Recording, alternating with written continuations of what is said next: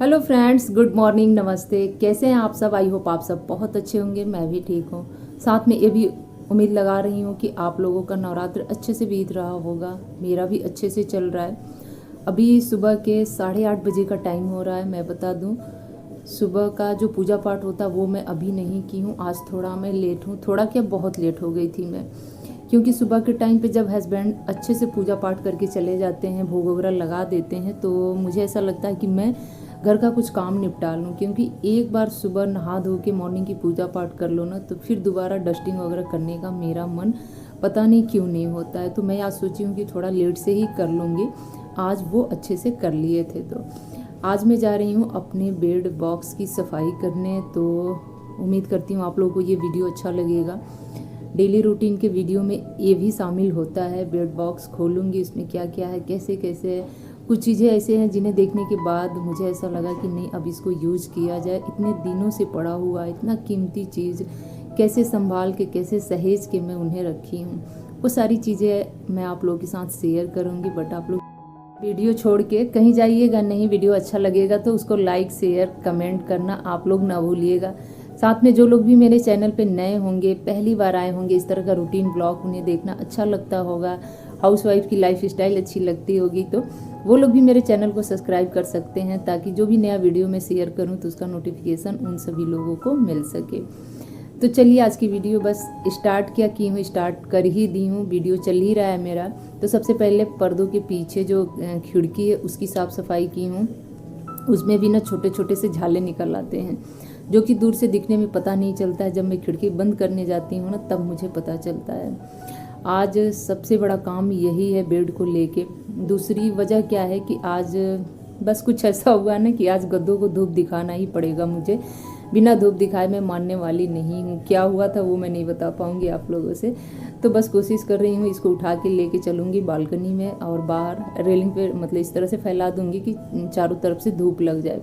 छत पे ले जाने का इतना हिम्मत नहीं है, वजन भी है इसमें, उठाने में सारी ताकत जैसे लग रहा था कि मेरी लग गई है। तो इस वजह से बता रही हूँ। अगर शायद ये होते तो छत पे भिजवा भी देती। 4 से 5 घंटा धूप उस पर अच्छे से लग जाता है। वैसे बालकनी में कुछ घंटों की ही बस धूप लगी थी, इस पर पूरा अच्छे से धूप नहीं लगा था। लेकिन हाँ, ये था कि भाई चलो थोड़ा बहुत धूप लग ही गया है। तो बस इस वजह से इन गद्दों को मैं यहाँ आराम से ला के धीरे धीरे फैला रही थी ना। डर इस बात का लग रहा था कि कहीं मेरे हाथ से छूट के मतलब नीचे ना चला जाए, फिर तो हो गई छुट्टी मेरी। लेकिन नहीं, कोशिश की तो हाँ, जैसे तैसे उठा के ला के इस तरह से डाल दी। हल्का फुल्का धूप लगा, हवा पानी भी लगा, उतने में भी ये फ्रेश हो गया। उसके बाद फिर दोबारा चलती हूँ कमरे में ना। यहाँ पे ये देख रही हूँ मैं कि जब गद्दों को हटाई हूँ तो बेड के ऊपर शायद गद्दों से ही निकल के वो आया हुआ एकदम बारीक बारीक जो धूल मिट्टी वो नहीं होता है उस टाइप का। क्योंकि गद्दे वगैरह तो मतलब बहुत कम ही उठा के इस तरह का डस्टिंग वगैरह मैं करती हूँ। आज उठाई हूँ तो देखी हूँ। तो सबसे पहले ऊपर ऊपर इसको मैं झाड़ ली हूँ अच्छे से।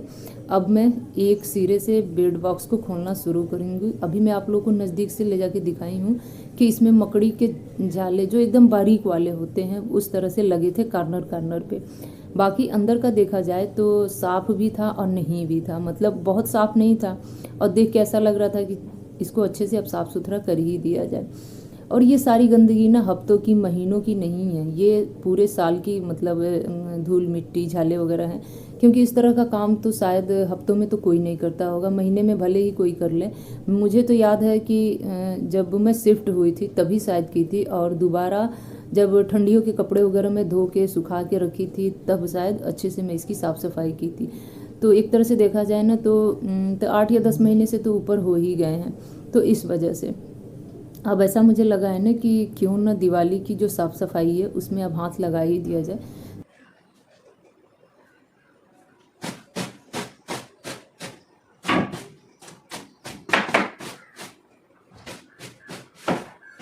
सोच रही हूँ कि जब मैं इसको खोली ही हूँ तो क्यों ना खोल के इसको अंदर से भी चेक कर लूँ कि किसमें कौन से कपड़े हैं। वैसे तो जो मोटे मोटे रजाई वगैरह ब्लैंकेट वगैरह है वो तो पता चल जा रहा है कि किसमें क्या बांध के रखी हूँ या फिर कैसे कवर करके रखी हूँ।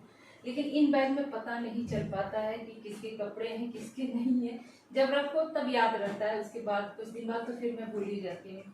तो सोच रही हूँ कि जब मैं खोली हूँ तो इसको एक बार खोल के देखती हूँ कि किसमें क्या है, ताकि निकालने में आसानी रहेगा। और बस 1 से आध महीने बाद इन सारे कपड़ों की ज़रूरत पड़ेगी, तो मैं चेक कर ले रही हूँ एक बार।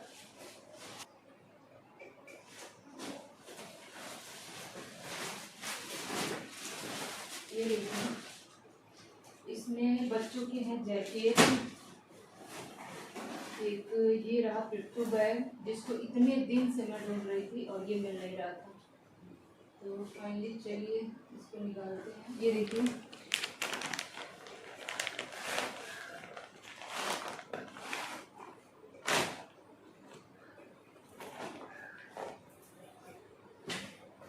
ये आप देखिए कितनी हैवी साड़ी है ये, इस तरह से खोल के दिखा रही हूँ आप लोग देखिए कितना हैवी वर्क है। इतनी अच्छी ये साड़ी थी गाजरी कलर की, मेरे ऊपर काफ़ी अच्छी लगती थी, बट अब इसका ब्लाउज वगैरह कुछ भी नहीं होगा मेरे में। आप लोग गेस करके बताइएगा कि कितने रेंज की होगी। खैर मुझे तो बहुत पसंद है, आप लोगों को दिखा रही हूँ। ये देखिए, एक साड़ी इसी पैटर्न पे है, ये थोड़ी सी लाइट पे है और ये गाजरी में थोड़ा सा डार्क है। इसका भी वर्क आप लोग देखिए कितना हैवी वर्क है, और इसका भी ब्लाउज छोटा हो गया है। ये दोनों एक ही साथ में खरीदी थी, तो ये 2 साड़ी मेरा इसी में पड़ा हुआ है।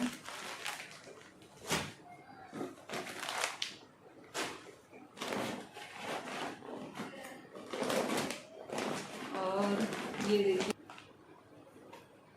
तो ये वाली भी साड़ी देखिए फ्रेंड्स कितनी अच्छी लग रही है ना, कितना हैवी वर्क इस पर भी है।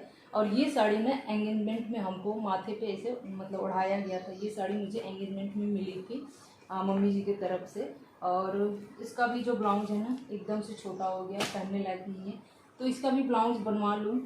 और सोच रही हूँ ना कि इसको भी मैं पहनूँ, ये सब साड़ियाँ किसी को देने लायक भी नहीं है, तो सोच रही हूँ खुद ही यूज़ कर डालूँ। तो बस इन साड़ियों को मैं अब पहनूँगी, तो सोच रही हूँ इसको मैं धूप दिखा दूँ थोड़ा थोड़ा करके।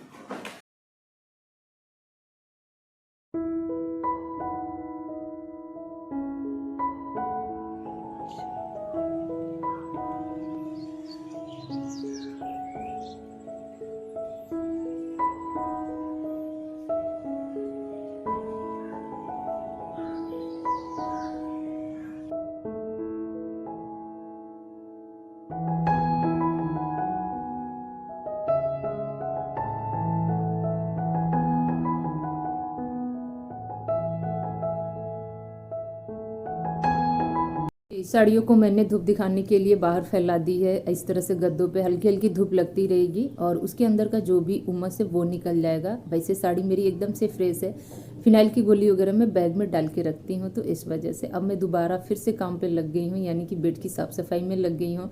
तो दोनों साइड का अब मैं साफ़ करने वाली हूँ। पहले तो मैं सोची थी कि इसका प्लाई उठा के निकाल के फिर आराम से पूरे बॉक्स को वन साइड का अच्छे से बैठ के उसमें घुस के साफ़ करूँगी, लेकिन ना जी, मेरे से तो प्लाई उठ ही नहीं रही थी, एकदम से ना उठाई भी नहीं उठ रही थी। मैंने छोड़ दी है वैसे ही, फिर दोबारा ऊपर से गीला कपड़ा लेके हल्के हल्के हाथों से साफ़ की हूँ। फिर अंदर जहाँ जहाँ मुझे छोटे बड़े जो भी झाले वगैरह दिखाई दिए हैं उन्हें मैं लगे हाथ खींचती चली गई हूँ। इस तरह से साफ़ हो गया है। और इधर वाले में ज़्यादा कुछ नहीं है, बस वही ब्लैंकेट पतले वाले मोटे वाले एक आध पीस रजाई हो गया, क्योंकि ठंडियों के हिसाब से हम लोग ओढ़ने वाले बिस्तर वगैरह रखते हैं। जब हल्की ठंडियाँ होती है तो लोई ओढ़ते हैं, जब थोड़ी और ठंडियाँ बढ़ जाती है तो ब्लैंकेट वगैरह से काम चल जाता है। जब एकदम से जो शीतलहर चलती है उस टाइम पे तो पतली वाली लोई मोटी वाली कंबल सब फेल हो जाती है, बस उस टाइम पे रजाई की याद आती है, तो उस टाइम पे हम लोग रजाई निकालते हैं। तो इस तरह से ना सीजन के हिसाब से हमें ओढ़ने वाले बिस्तर वगैरह रखने पड़ते हैं। तो इस वजह से पूरा बेड बॉक्स भरा हुआ है।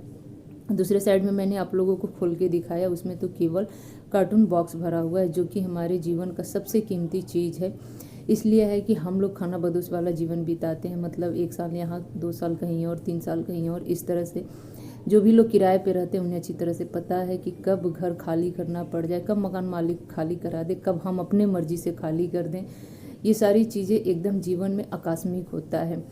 तो इस तरह से इन सारी चीज़ों को सहेज के रखना पड़ता है, क्योंकि जब समय आता है ना तो ये सारी चीज़ें मिलती नहीं है, फिर हमें कुछ पैसे खर्च करने पड़ते हैं, तब जाके हम बाज़ार से लेके आते हैं। तो इस वजह से तो जैसे हम साड़ी कपड़े वगैरह सहेज के रखते हैं ना, ठीक उसी तरह से इन कार्टून बॉक्स को भी सहेज के मुझे रखना पड़ता है। और यही चीज़ है जो उस टाइम पे हमें एहसास दिलाती है कि इसको दोबारा फिर से सहेज के रख लें, नहीं तो फिर बाद में पछतावा होगा। यहाँ पे आ गई हूँ मैं किचन में। किचन मेरा एकदम से साफ़ सुथरा था, पूरा स्लैब खाली था, आप लोगों ने देखा, क्योंकि सुबह के टाइम पे जब मैं नाश्ता का टिफ़िन का काम की थी तो लगे हाथ पूरा किचन समेट दी थी। बस सिंक में बर्तन पड़े हुए थे और एक सूखा कपड़ा बस मुझे स्लैब पे मारना था, ताकि हल्का फुल्का जो भी कुछ होगा वो साफ़ सुथरा हो जाएगा। पूरे सिंक भरे पड़े हुए थे, जिसमें चाय के बर्तन, दूध के बर्तन, बेलन, चौका, तवा, मतलब प्लेट वगैरह सुबह के नाश्ते के सब। तो फटाफट मैं इनको धो दी हूँ और जो भी मेरा कूड़ा था उसको निकाल के फटाफट इस तरह से पॉलीथीन में बांध के कूड़े वाली बाल्टी में डाल देती हूँ। अब बारी आ गई है पोछा लगाने की। तो पोछा में थोड़ा सा चुटकी भर सर्फ डाली हूँ, नमक डाली हूँ और फटाफट जादू की छड़ी की तरह पूरे घर में पोछा लगा ले रही हूँ। सच में किसी जादू की छड़ी से कम नहीं होता है ये डंडे वाला यानी कि मॉप वाला पोछा। बस आप घुमाते जाओ हाथ सॉरी फटाफट फटाफट साफ़ होता चला जाता है। यहाँ पे वॉइस देते देते ना कुछ बातें इधर उधर सी हो जाती है। और जितना मैं पोछा मारती हूँ ना, 1 राउंड 2 राउंड तो मारती हूँ, उतना ही ना मेरे मॉप में बाल निकल के आते हैं कहीं ना कहीं से। मतलब बालों का तो जैसे मेरे घर में भरमार, हर कोने में बाल मिलेगा, जबकि मैं बाहर निकल के कंघी वगैरह करती हूँ, उसके बावजूद भी पता नहीं कहाँ से आते ही रहते हैं।